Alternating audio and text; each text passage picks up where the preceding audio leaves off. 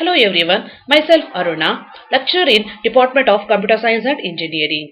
I welcome all you to the session 3 in the unit Introduction to the Computer. In this session, we'll have brief discussion on the topics, components of computer, computer software and different terminologies used in the computer software.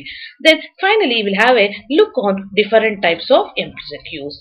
Under that, the first topic is components of computer. Different components of computers are keyboard, monitor, hard disk drive, floppy disk drive, printer, processor and the motherboard. And these different components we will call it as the hardware devices. Hardware means the different physical devices that we can touch and feel, and these are mechanical in nature. This is called as hardware. Now we will see the different roles of each of these components of the computer, and we'll see how these different components of the computers have been assembled together to make up a computer system. Observe here, the main part of the computer system is the CPU. For this CPU, input devices are connected and output devices are connected and different memory devices are connected. Okay, this is the computer system. Computer system assembly. Under that, first we'll see what is the role of the input device. The role of the input device in the computer system is to provide the data for further processing to the computer system. The data, it may be in the form of data or the commands. This we will enter into the computer through the different input devices. Under that, the main input device is the keyboard. Through this keyboard, we will enter the text type of data to the computer. Then through the mouse type of input device, we will select the data. Other type of input devices are the touch screen. These will be used in ATMs, mobiles, etc. And next type of input devices are the scanners and the joysticks. These will be used in different application areas. Okay, these mainly the role of the input device is to enter the data into the computer system for further processing. The next component of the computer is the output device. This output device, role of this output device is to obtain the information after processing, and that should be presented to the user in the readable form or in the understandable form for the user. This output device will convert the data, digital data, into the user understandable form type of data. That means if you want to see the data, we can see it through the output device called as the monitor. After processing the data will be displayed on the monitor. Next, if you want the data to be taken on the paper, that can be printed on the paper through the another output device called as the printer. The next, if you want to listen audio type of data, then we can listen that audio type of data through the output device called as speaker. These are the different output units of the output components of the computer. Through this, we can view or we can listen the data through the output devices. The next component of the computer is the CPU. CPU stands for central processing unit. This central processing unit is the place where all the processing will be done. Through the input devices, we will enter the data.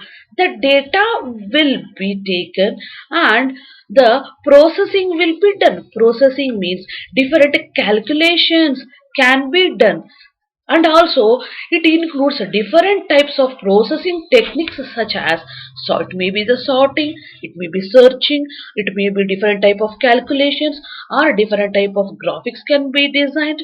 Okay, different types of tasks or the works can be done in the central processing unit. These type of tasks or the calculations will be done, and after that the data we can obtain at that result, if you want, we can view or we can print it through the printer through the output devices. So main task or the main function of the central processing unit is to process the data given by the user or presented by the user. Next, this CPU processes the data with the help of the another unit present inside the CPU. That unit we will call it as the ALU. This ALU stands for Arithmetic Logic Unit. Mainly, this arithmetic logic unit, that is ALU, used to perform different arithmetic and logical operations. Arithmetic operations means addition operation, or it may be the subtraction operation, or it may be the multiplication operation, or it may be the division operation. And different logical operations are the NOT operation, AND operation, and the OR operations. These type of arithmetic and logical operations can be performed in the unit called as ALU. And using these, different calculations can be carried out. This ALU is situated inside the central processing unit. Central processing unit will process the data by taking the help of the arithmetic logical unit. All these activities such as processing and also taking the data from the input device, displaying the data through to the output device, and processing all these, and also different activities such as storing the data. All these activities will be controlled by the another unit called as the control unit. As the name itself indicates, this control unit controls and coordinates various activities of the computer. These activities will be controlled by producing the timing signals. These timing signals will be sent to all other units present in the computer to process the data. For example, for taking the data from the input device, or to displaying the data through the output devices, and for performing the processes in the CPU, all these activities will be controlled and coordinated by the unit called as the control unit. So, we can compare this control unit to the human nervous system.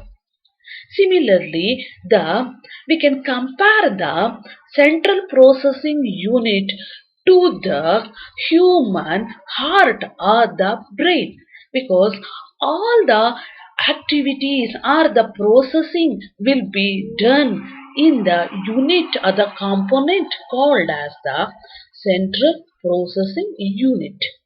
Central processing unit. These are the different components such as ALU and the CU present inside the CPU. The next component is the memory unit. This memory unit we can call it as a storage unit because this unit is used to store the information and the data. This memory unit will be of two types. First one is the primary memory, second one is the secondary memory. Primary memory we can also call it as the main memory. And this primary memory or the main memory mainly used to store the intermediate type of data, or it can also be used to store the running execution applications. And in the primary memory, we can store the data in the form of temporarily. That means temporarily we can store the data. If the computer is switched off or the power is unplugged from the computer system, whatever the data present in the primary memory that can be erased, that won't be available once if we switch on the computer. So we can call this is a temporary storage unit. For that purpose, we can call this primary memory as a volatile memory. That means if we shut down the computer, the data present on that memory will be lost. Okay, so we can call this as a volatile memory because it is volatile in nature. Next, this primary memory is very fast memory and it works with very high speeds. These are the different features of the primary memory. The main examples of the primary memory are RAM and ROM. RAM stands for Random Access Memory. Then ROM stands for Read Only Memory. These two memories are volatile in nature and these we will call it as the primary memory. The next type of memory is called as the secondary memory. This secondary memory having the feature of storing large volumes of data or large quantities or a large amount of data, and this data can be stored on long term basis. That means permanently, irrespective of the shutdown, we can store the data on the secondary memory units. That means if we shut down the system or if we switch off the system also, the data present on the memory will not be erased. So we can call this as a permanent type of memory. And this secondary memory will act as a backing storage memory because here data won't be erased. If we shut down the system, data if we can store permanently for a long term. So we can call this secondary memory as a backing storage memory, and also we can call this memory as a permanent memory. These are the different features of the secondary memory. The main difference between the primary memory and the secondary memory is primary memory is temporary memory, secondary memory is permanent memory. In the primary memory, running applications and the intermediate type of data can be stored. In the secondary memory, large volumes of data can be stored permanently. So, secondary memory can be called as non-volatile memory. Primary memory can be called as volatile memory. The main examples of the secondary memory are magnetic hard disk drive and the magnetic tape and the compact digital or the disk versatile disk or the pen drives. In these units or in these secondary memories we can store the data permanently. Both the secondary memory and the primary memory will comes under the unit called as the memory. Memory is used to store or to save the data in the computer system. These are the different types of hardware devices that will be connected to the computer system for working of the computer. First one is the input device. We will summarize once again. First one is the input device. Input device is used to enter the data into the computer system or the processor for further unit. Output device is used to display the data through the different output devices that will be converted into the user understandable form. CPU, in the CPU, all the processing task will be done. ALU is used to perform the arithmetic and the logical operations. Control unit is used to control and coordinate different activities of the computer. Then memory is used to store the data, to save the data. The main memory is used to store the running applications, and the secondary storage device or the backing storage is used to store the data permanently in the long term basis. These are the different components of the computers. These we can call it as the hardware components of the computers because these are the physical devices. Okay, this is about the component of the computer. The next will move on to the next topic called as the computer software. Computer software is a collection of programs that enables the users to interact with the computer and its hardware to perform different tasks. That means software is a collection of programs. Using these programs, user can interact or communicate with the computer to do their jobs or the different tasks. And also these softwares will be used to enable or to work the hardware to perform the different tasks of the hardware. Without the software, the computer and its hardware devices won't work. Both the software and the hardware are correlated or interlinked. Without the software, hardware won't work, or without the hardware, software ಇದ್ರೇನು software use ಇಲ್ಲ. Both are correlated. So now we will see the different categories or the types of the software. These softwares are divided into two main categories. One is the system software, another one is the application software. Now we'll see in detail about the system software. System software, as the name itself indicates, this system software controls the basic functions of the computers.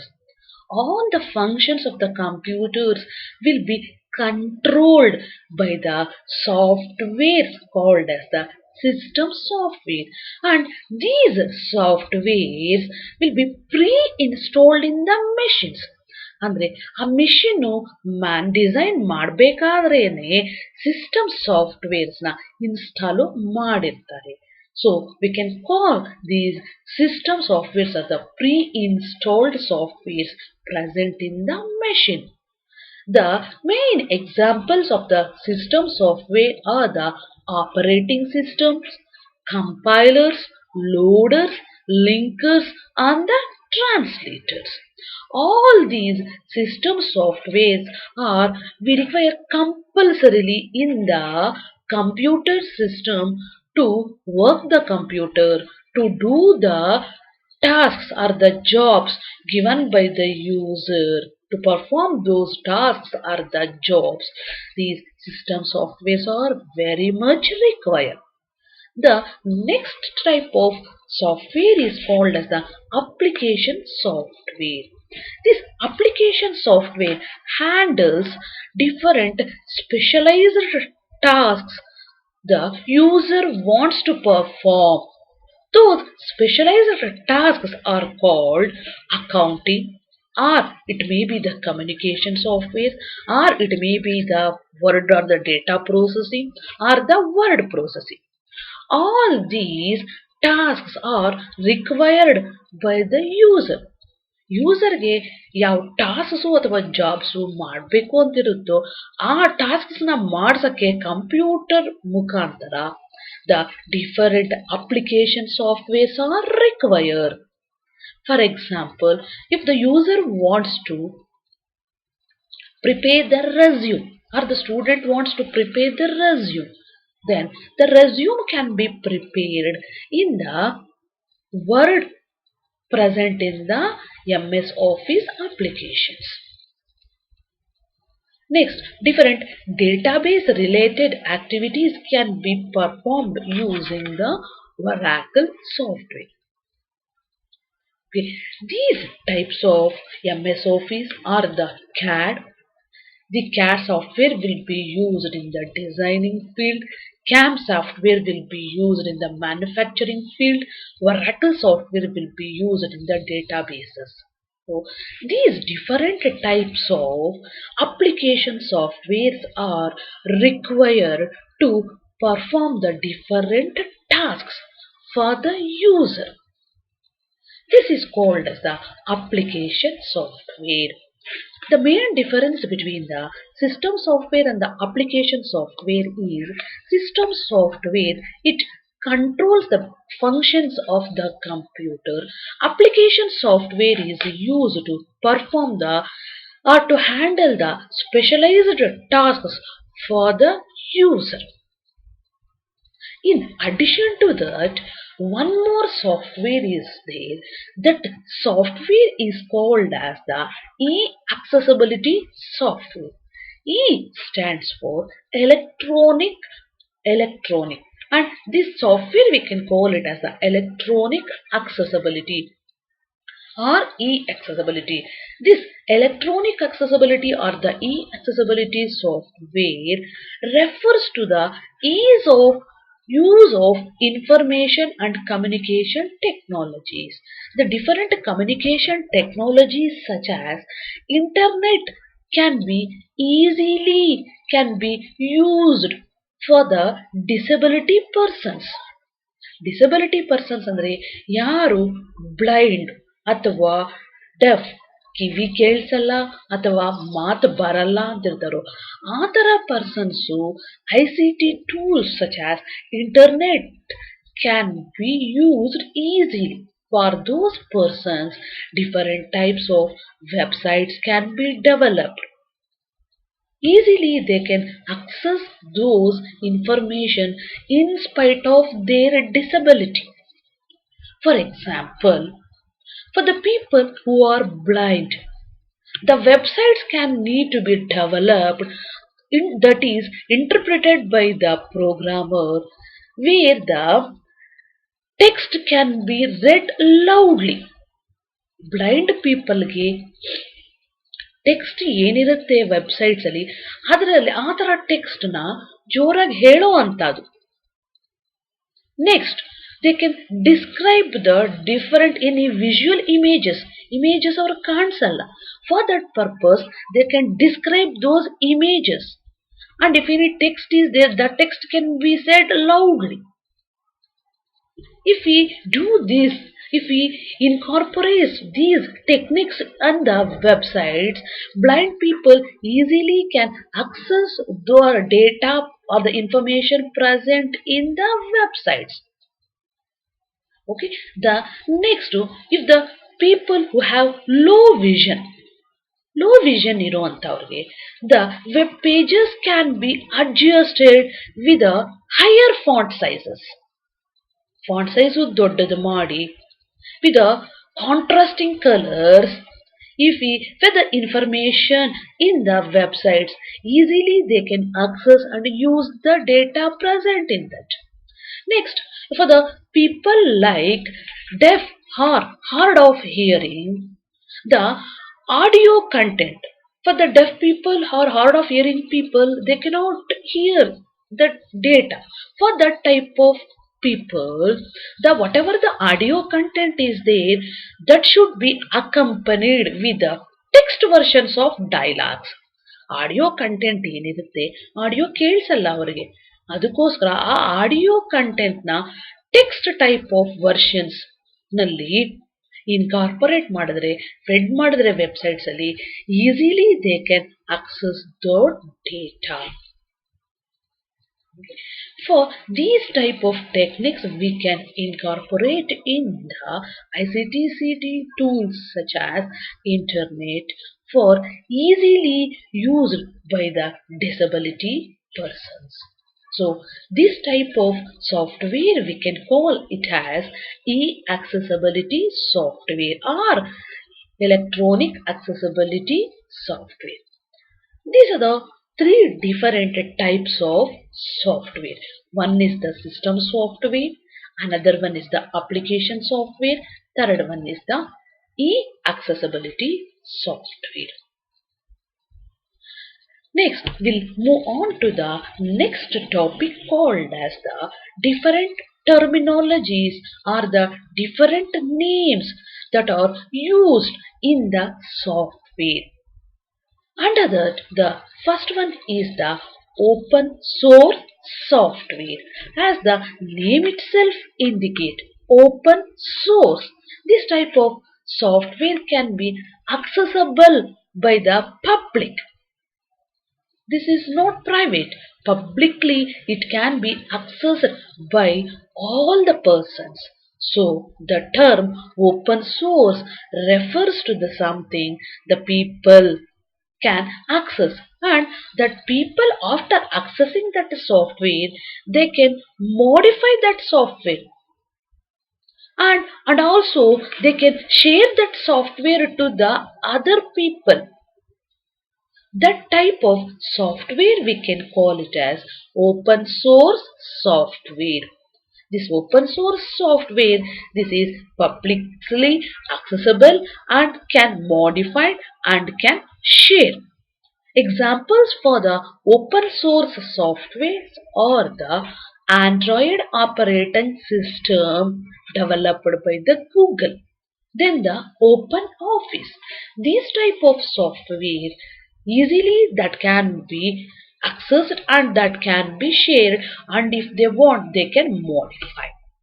The next type of software is the freeware software. Freeware software means it is commonly used for the copyrighted software. That means it will be given for a free. As the name itself indicates, it is free. That free will be allowed by the author. ಯಾರು ಅದನ್ನ develop ಮಾಡಿರ್ತಾರಲ್ವ ಆ ಆಥರು permission ಕೊಟ್ಟಿರ್ತಾರೆ, ಯಾಕೆ ಫ್ರೀಯಾಗಿ ಅದನ್ನ use ಮಾಡಕ್ಕೆ. Freely it is available, and this can be after available after accessing this software. If the people want, they can redistribute.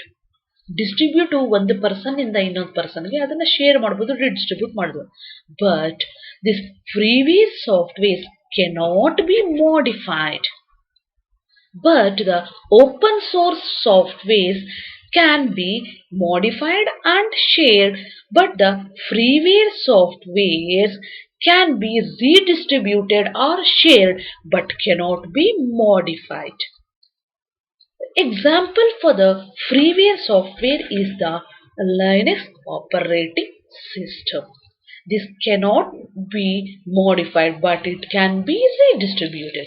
But the Android operating system is open source that can be redistributed and can be modified. That is the main difference between the freeware software and the open source software. The next type of software is the proprietary software. It is not free software. If you want, we should pay or we should purchase that software, licensed software, and we should use that software. And it is not free, and these softwares are used or designed for the specific purpose itself. Example for that proprietary software is the Oracle software. These are the three different types of software terminologies usually we will use it in the software industry. Now we'll summarize. Open source software can be shared and redistributed. Freeware software can be redistributed but not modified. Proprietary software, it is not free and it is used for the specific purposes. These are the different software terminologies that will be used. Till now, we have discussed the different topics called as the components of the computer, that is different hardware devices and role of each of the hardware devices or the hardware components of the computer. Next, we have discussed the topics with respect to the software types, and the different terminologies used in the software. Next, we'll move on to the next topic called as the multiple choice questions. The different types of questions that will appear in the quiz or the activity we'll now discuss.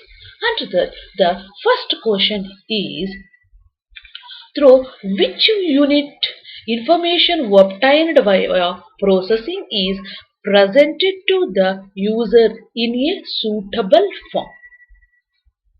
The question is, which unit is responsible for presenting the processed data to the user in the understandable form or in the suitable form? Recall the components of the computer topic and answer the question. For this, answer is output device, because output device is responsible for presenting the data or the processed data or the result in the suitable form. The next question is, example of secondary memory unit is. The example of the secondary memory unit is hard disk.